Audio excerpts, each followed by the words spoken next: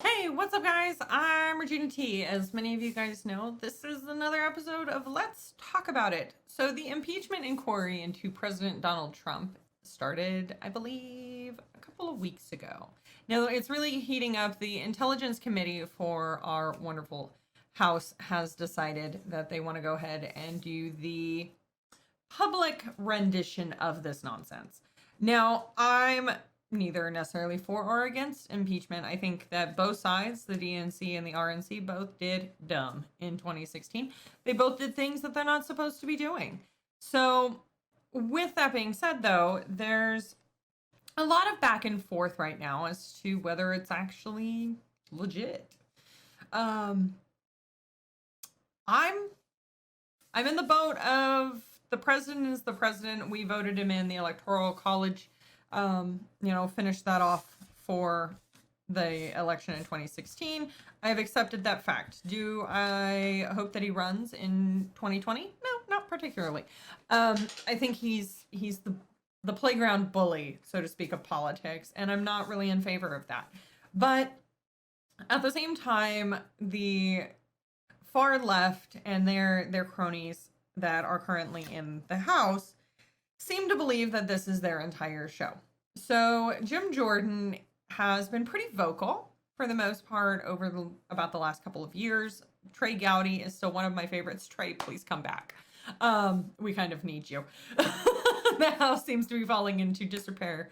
And while he was on the Intelligence Committee and the Judiciary Committee, he was fabulous. But Trey Gowdy is no longer there, so Jim Jordan has kind of stepped up.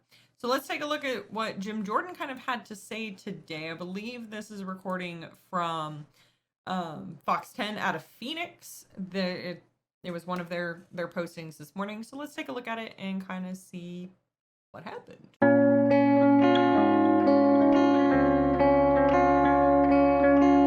All right, so this is a YouTube video. Of course, it's posted by Fox 10 out of Phoenix, which is nowhere close to me. But let's take a look at kind of what happened and kind of react to it a little bit today. With that, I yield to Mr. Jordan. Thank the gentleman for yielding. Ambassador Taylor, thank you for being here. AIDS held up on July 18th, is that right? That's when I first heard about it, Mr. And then it's released, Ambassador Taylor, on September 11th. And we know that from your deposition, in those 55 days that aid is delayed, you met with President Zelensky 3 times. The first one was July 26th, the day after the famous call now between President Trump. So that's the Ukrainian or United States ambassador to Ukraine, Ambassador Taylor.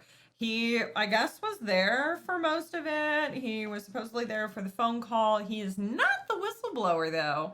And he's also not one of the newer whistleblowers that they claim, that the DNC claims that they have. Of course, they don't want to share the whistleblower's information, thinking that he's protected. He is not. So let's just kind of go with that. And President Zelensky. President Zelensky meets with you, Ambassador Volker, and Ambassador Sondland.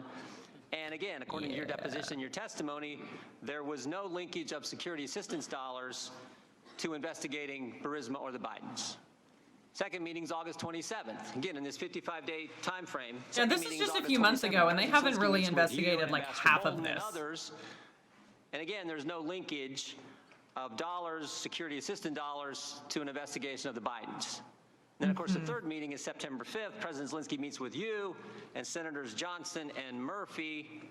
And once again, there was no linkage of security assistance dollars to an investigation of Burisma or the Bidens.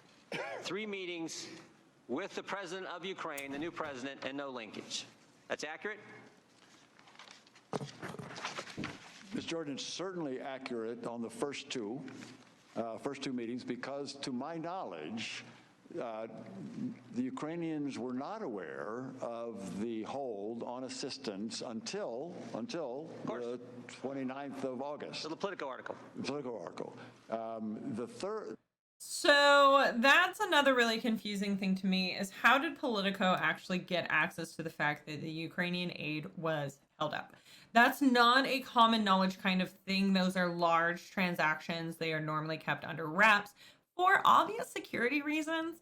Whoever's leaking within the White House, which there's a lot of them at this point, I pray for you, because security leaks like that Yes, we do need to know when, you know, aid might be being held up because of a political reason. Sure, yeah, that could be a thing.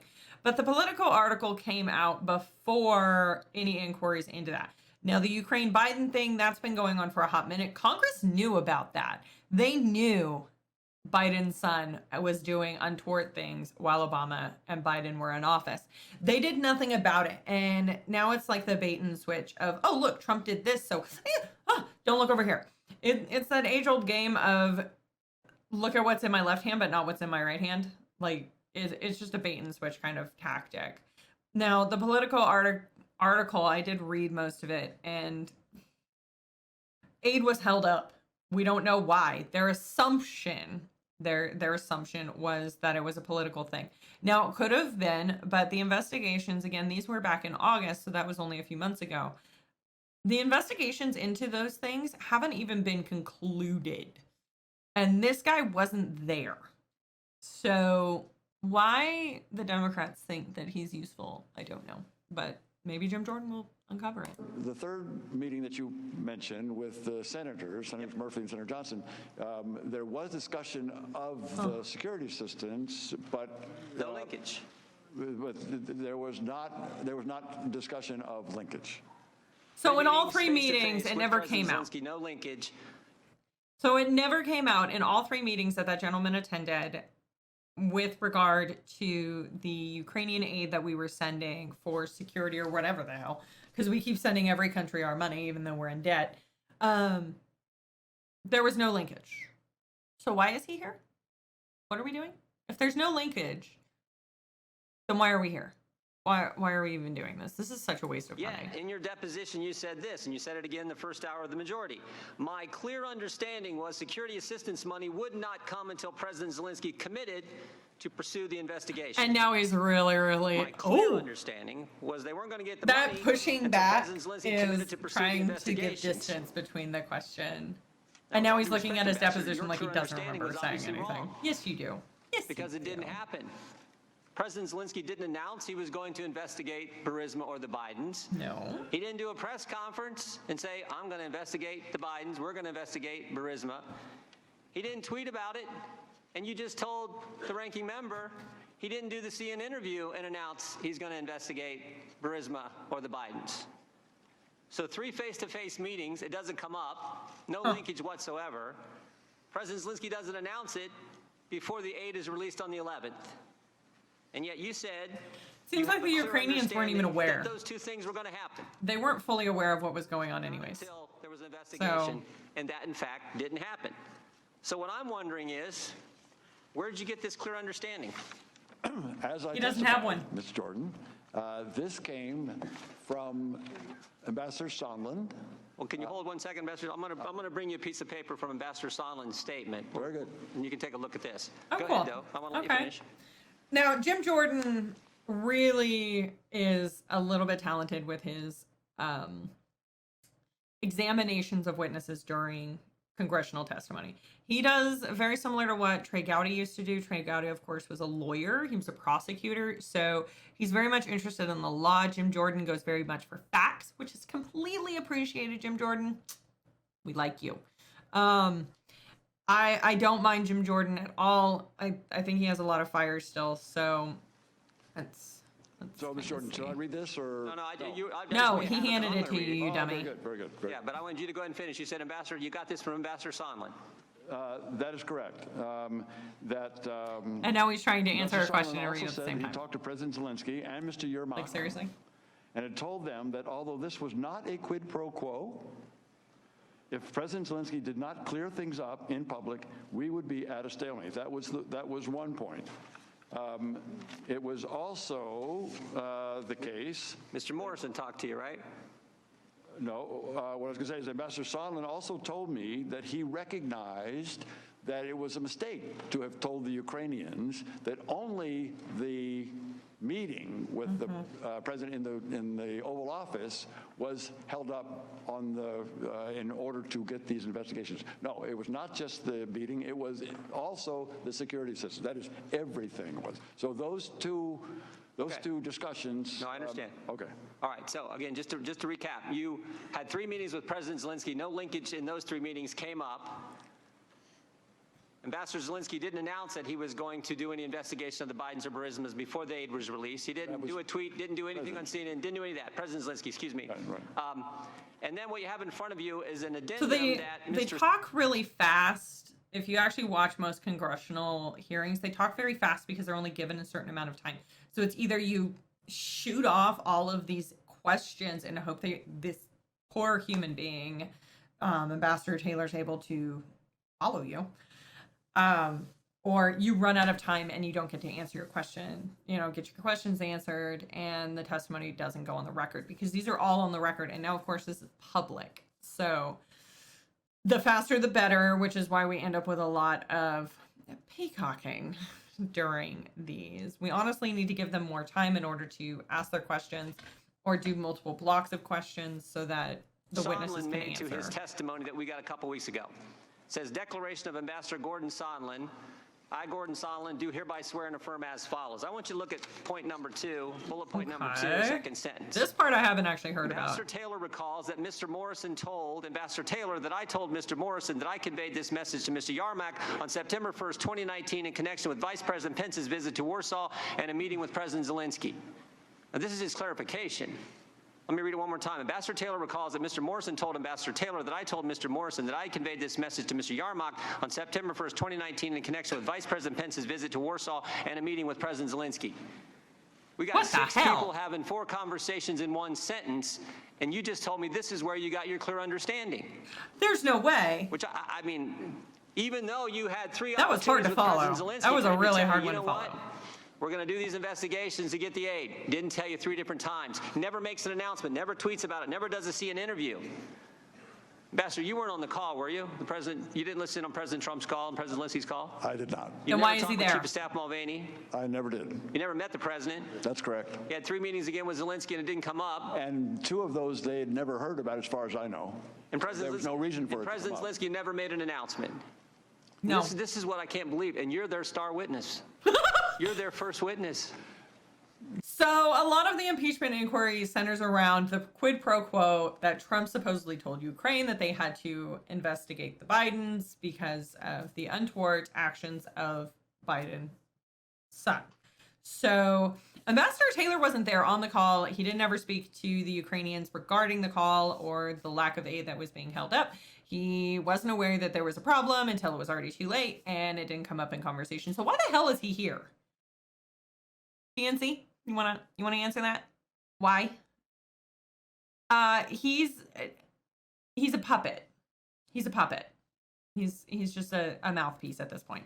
Is what it is Jordan, coming off as. You're the guy based on this, I mean, I've seen church prayer chains that are easier to understand than this. Ambassador Taylor recalls that Mr. Morrison told, now again, this is, I hereby swear and affirm from Gordon Sondland.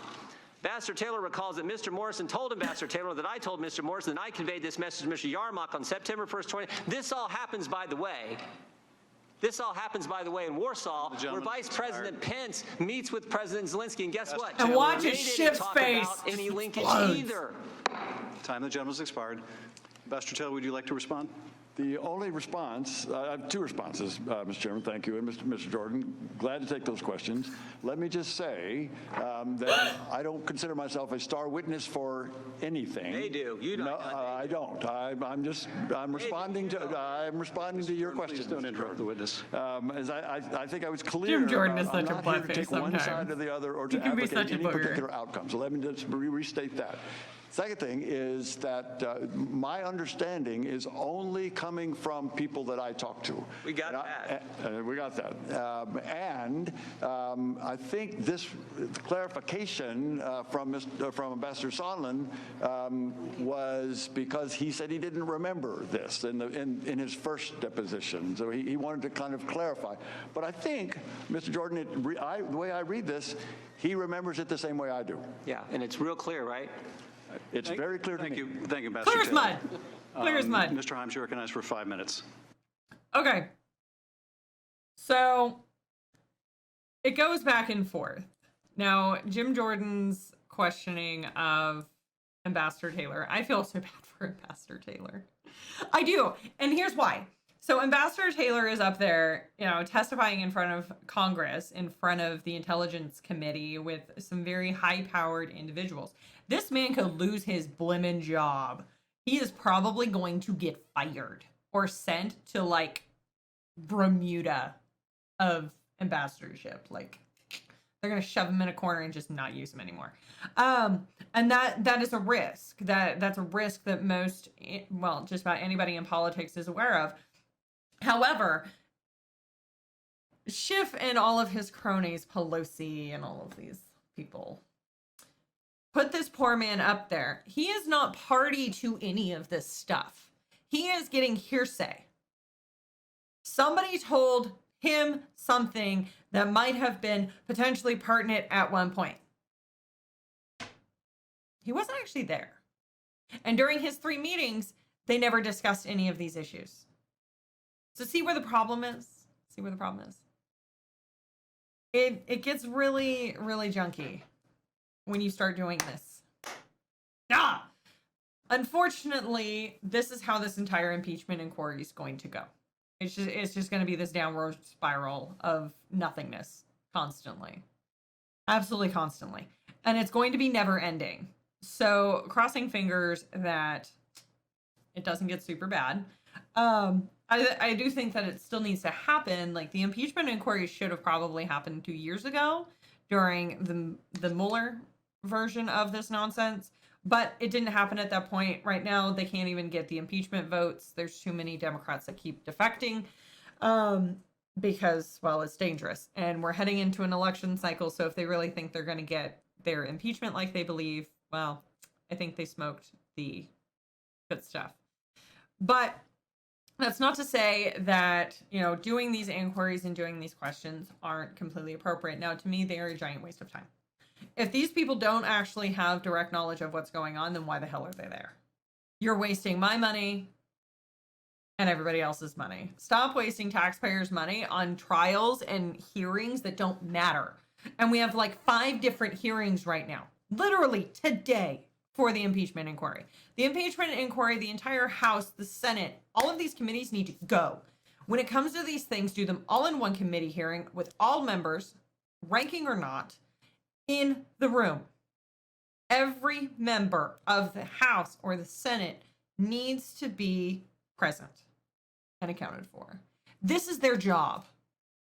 This is their job. But they're not there. If you actually look around the room, when they actually turn the cameras and they show you the panel, there is a bunch of open seats. A bunch of members are not even present for this. This is your job. Do your job. Your job is to be physically present and questioning the witnesses that are up there. If you cannot do your job, you have no business being there. AOC made a big old stink last week about, members not showing up to committee meetings and blah, blah, blah, and they're always scheduled on top of each other and all this other stuff. Yeah, she's not at this one. Oh, why is she not at this one, you might ask? Because she's on the trail with Bernie during these congressional hearings for impeachment. Bernie's also not present. Pelosi is not directly present inside of this committee hearing either, which she should be. This is their job, and we sit here and allow them to behave this way. If it was any other employer, they would have been fired. So get it together. Jim Jordan is at least present. He's present for every single committee meeting that he can potentially go to when it comes to the impeachment, because that is his job. That is what his constituents ask of him. AOC, get off the trail. Bernie, get back in your chair. Kamala Harris, get back in your chair. All of these senators, these DNC senators who talk a big game and say that everything is wrong, you're out on the trail while you're not doing your job, and these hearings are going on without you. So don't tell me that you're fully informed, because you weren't even in the room. And you didn't watch the full thing because you weren't in the room. It's a bunch of nonsense, and it's going to keep going. Good job, Jim Jordan. I know your time was super short, and it kind of stinks because I would have liked to see the full-blown actual questioning so that you could dive deep into it. Trey Gowdy, I really wish he would come back so that, these things would, kind of progress at a decent rate. And I don't think Adam Schiff would be in there if Trey Gowdy was still around. So prayers for everybody. All right, guys, that's all the time we got right now. I know these are going to be a little bit longer, and it's hard to sit through because the videos themselves are pretty long. But I will catch you on the next one. Don't forget, stay informed.